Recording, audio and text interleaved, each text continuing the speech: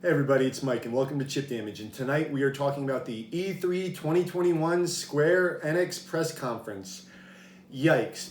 Yes, so recently I released a video talking about my hopes and dreams for E3 2021, kind of what I expected to see and kind of some dreams that I had, some unexpected things. And by the way, for everyone who commented on that video, thank you for your comments. I loved hearing about all of your hopes and dreams for E3.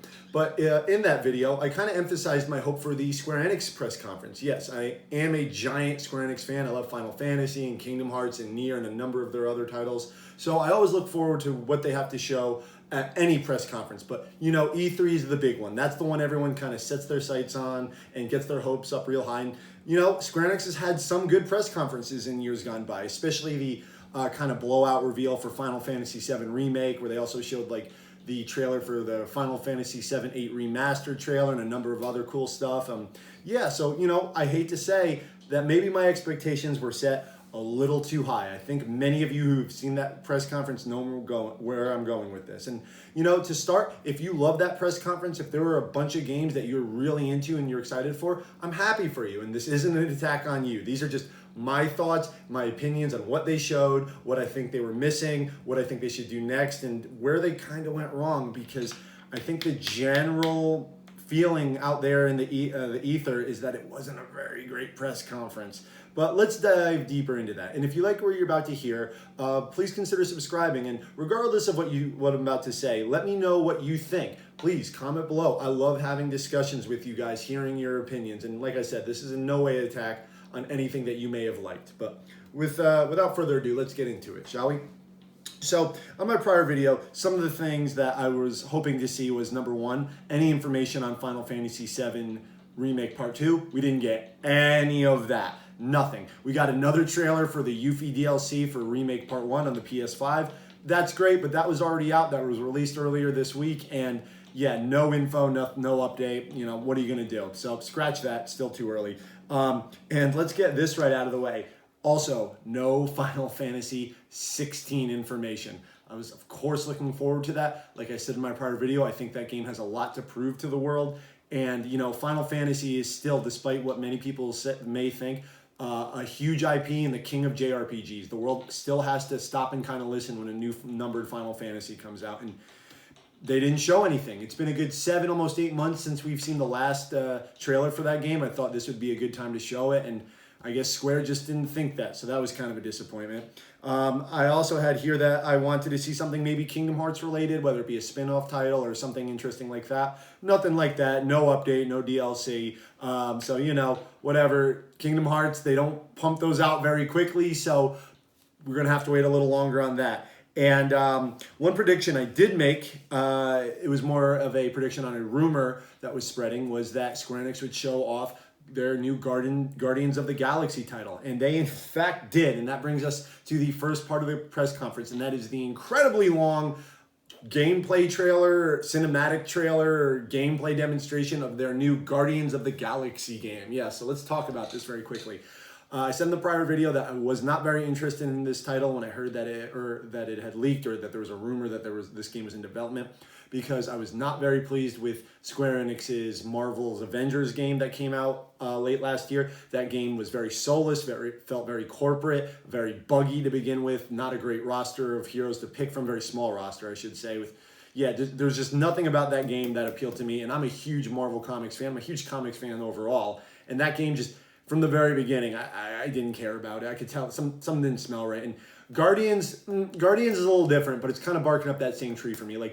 So it is a third-person action game, and it seems to be almost strictly single player, which is great. I mean, I'm more interested in that than some multiplayer live service game. But it's a little odd because they kind of show that you are mostly, if not entirely, playing as Star-Lord, and you just kind of command the actions of your team. And I guess that makes sense considering Star-Lord is the leader, but that just seems somewhat restrictive. But moving on from that, just like the vibe of this game, like this game is almost the Guardians of the Galaxy, the movie, the game. Like it looks like Chris Pratt Star-Lord. It doesn't look like classic comics Star-Lord, if you're familiar with kind of like, you know, that almost Canadian Mountie outfit and mask. Like, no, you know, it's almost like Dave Bautista Drax, but not quite. Like it's like 75% him. It's almost Bradley Cooper, Rocket Raccoon, but he's got like a little beard now, so it's very odd. Like the aesthetic is neither original, but it's not comic and it's not movie. It's kind of a weird mishmash that I don't think was very visually appealing. Like the effects and like obviously the technical level of the game looked impressive, but it wasn't selling me. It just felt like slightly off-brand movie Guardians of the Galaxy. And you know, that's a deep lore there for any of my like kind of deep diving comic fans out there. Like there's a lot to Guardians of the Galaxy they could have went with, but they're going with like the movie cast, like the very popular like crew, kind of the roster of Guardians only from the movie. Maybe they'll go further in, you know, we can't say for sure, but it looks like it's a pretty safe game. And not to say it's going to be bad. Maybe it'll be a solid title, but it didn't, you know, knock my socks off. But the one major issue I have with this is that, yeah, you can open with this big IP. I mean, Marvel's king of the world right now, but by the way, I think this game should have probably came out like 2 years ago. But hey, regardless, maybe there's definitely new Guardians games coming out soon, or Guardians movies. But my main point of contention with this is this was too long. This was like 21 minutes. It could have been like an opening trailer, 3 to 4 minutes of gameplay, and then, you know, a coming sooner release date. It was like 20 minutes. It was eating up the press conference. Every minute past like the 7-minute mark of this, I'm like, this is eating into their time, their presentation time. They could be showing other games that are more interesting. And like, I could not believe the length of this trailer. It actually soured me more and more on the game because I just wanted it to go on. It was making me anxious. But yeah, Guardians of the Galaxy, great for fans, big fans of Guardians of the Galaxy. I myself typically am, but this game just didn't scratch that itch for me. So, you know, hope it does well. It can't do worse than Avengers, right? So let's move on from that.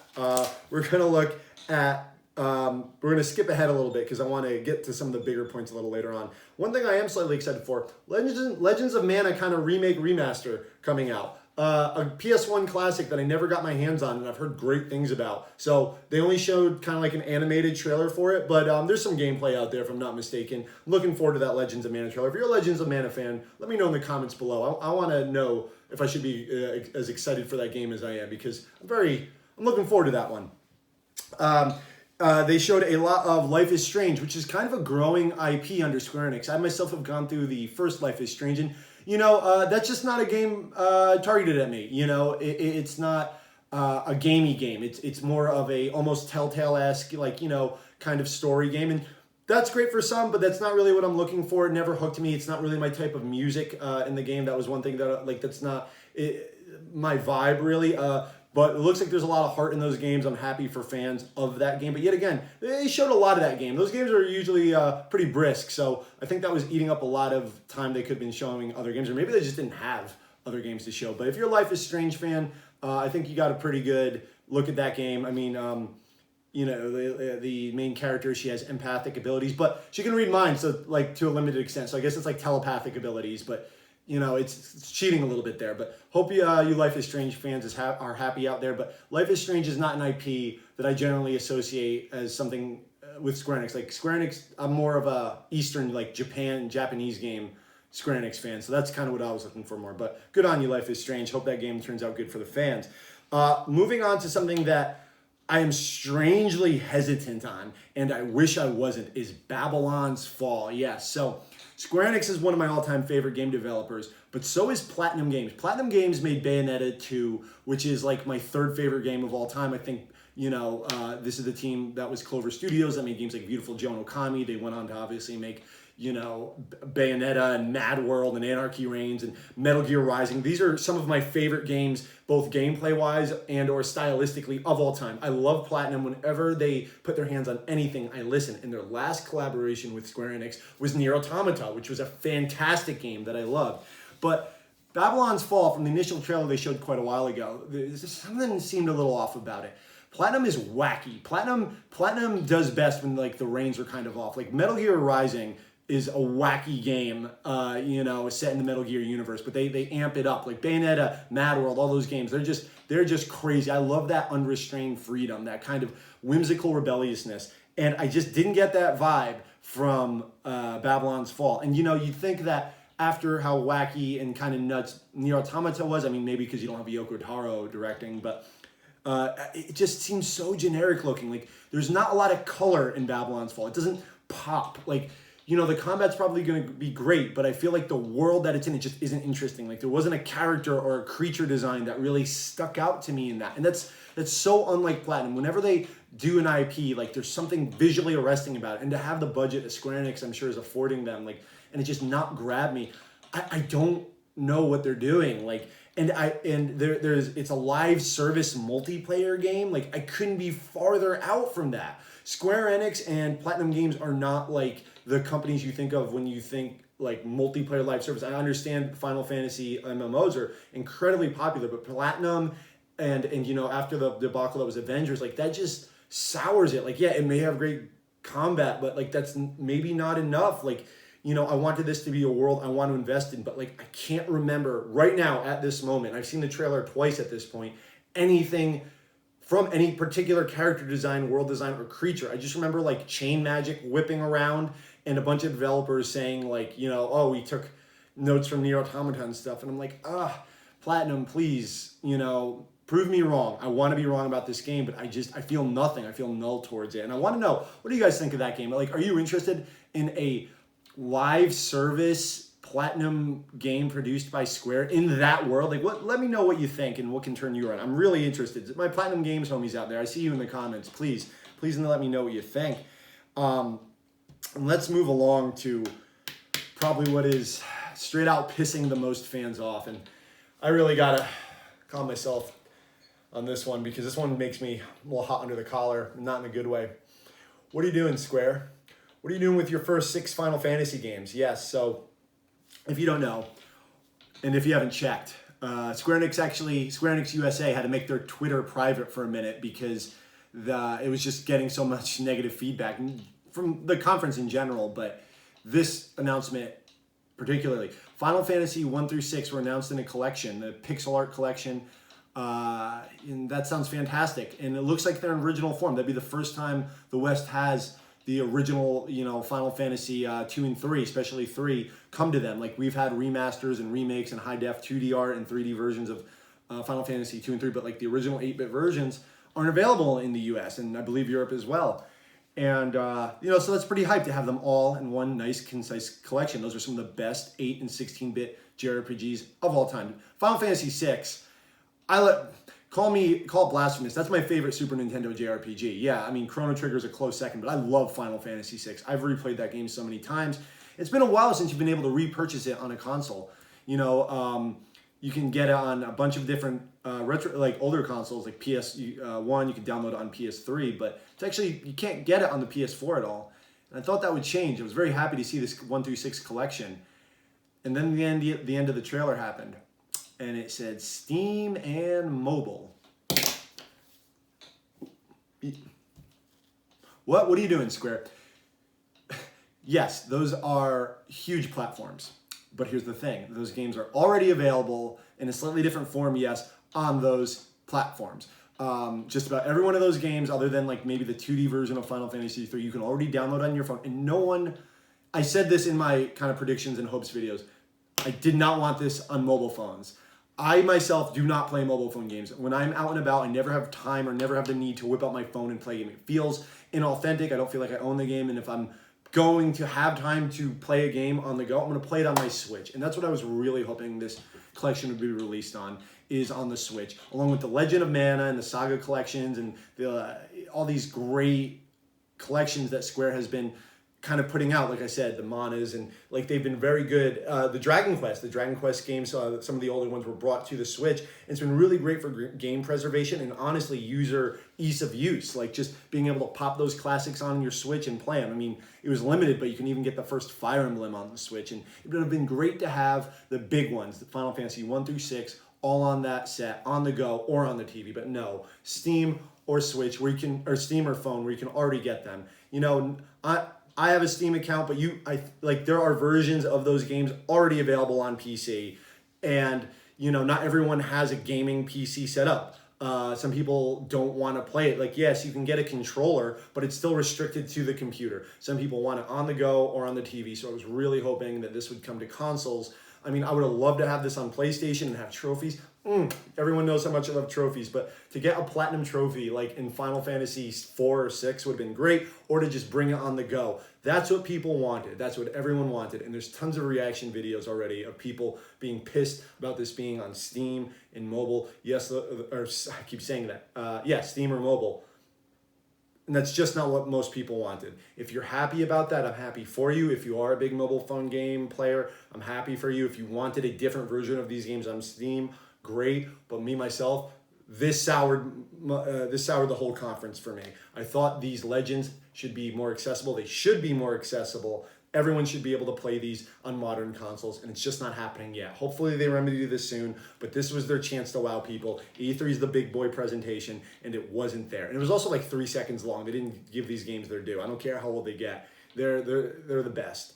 So moving on from that, I mean, we go down the list of just odd announcements, like brave Exvius announcements, and like not the time to really do stuff like that. It was, you had a minor Hitman announcement, really quick. They just kind of rolled through all that. Not really my bag, not really what I'm interested in. And then they end on something, and everyone's already mad about what they've been showing. Too much Guardians, not a lot of great new titles, and that collection debacle. And then they show, I have to write this down because the title is so wacky. Stranger of Paradise, Final Fantasy Origins.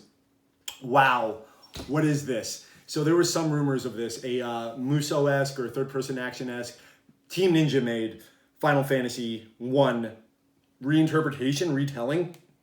And that's kind of what we got, but it's very different than when we were expected.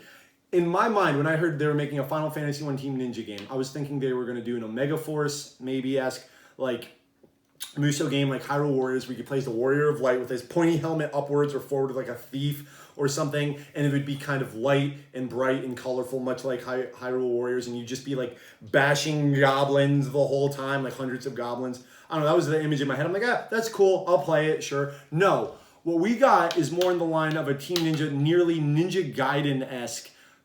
It's early to tell. There's a demo, which I haven't tried yet, but a third-person action in the vein of Ninja Gaiden, Devil May Cry, or character action, however you like to describe that type of game, Final Fantasy 1 retelling, with like a grimdark tone and kind of dull shades, like it's like a grayish game.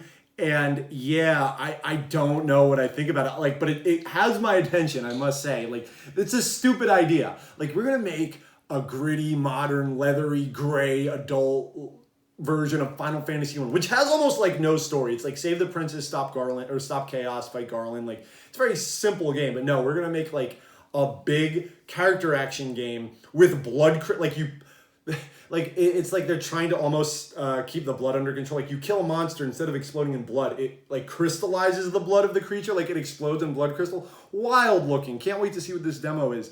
I don't know if I liked it, but it's wild. Like, Garland looks exactly how he should look, but like the Warriors of Light are like this guy with like pinkish red hair, a dude with dreadlocks, and like just generic like buff Nico Bellic, like shaved head white guy. Not the thief, the red mage, and like the dark mage that I would imagine in the warrior that I would like. It's so far from that. It's so far from like the concept art. I was thinking maybe like a Yoshitaka Amano inspired like realistic look. Like, no, these guys look like bodybuilders at a J-pop convention. Like, I don't know.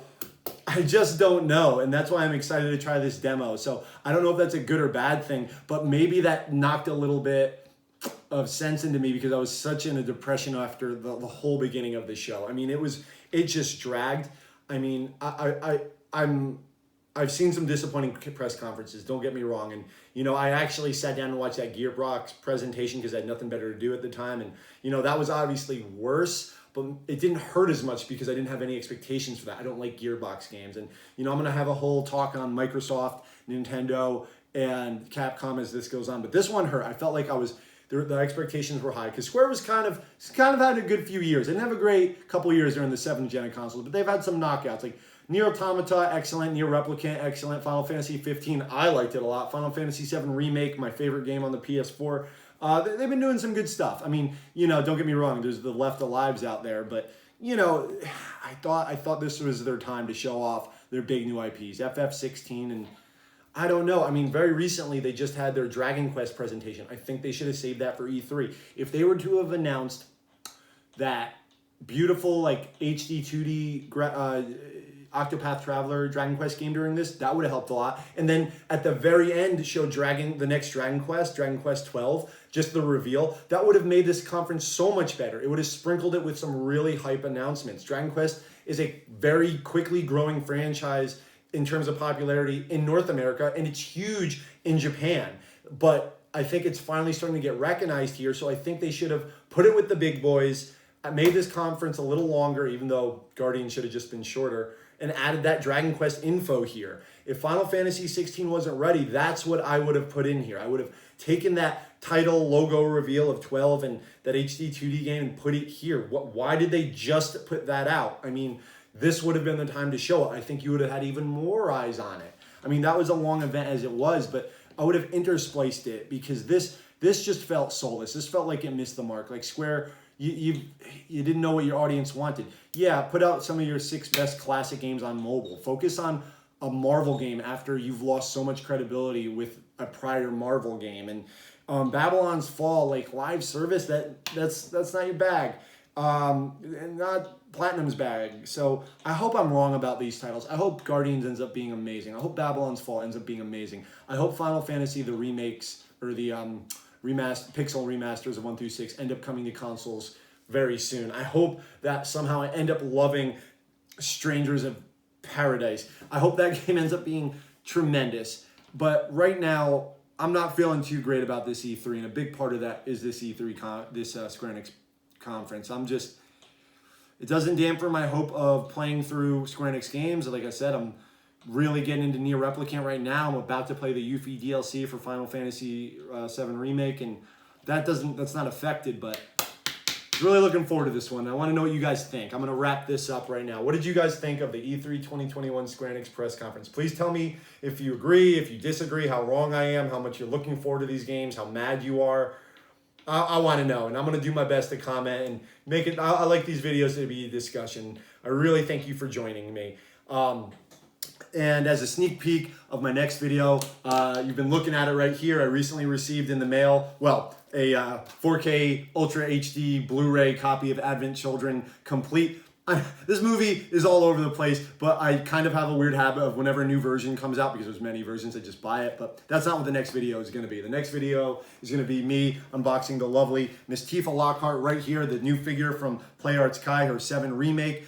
She's going to go right up next with Cloud, which I got with the collector's edition, but I'm going to unbox this for you guys in my new video, so please look forward to that. If you like what you've seen, please like and subscribe. Thank you so much for watching, hearing me rant and ramble. I love hearing you guys rant and ramble as well. My name is Mike. This has been Chip Damage, and take care of yourself.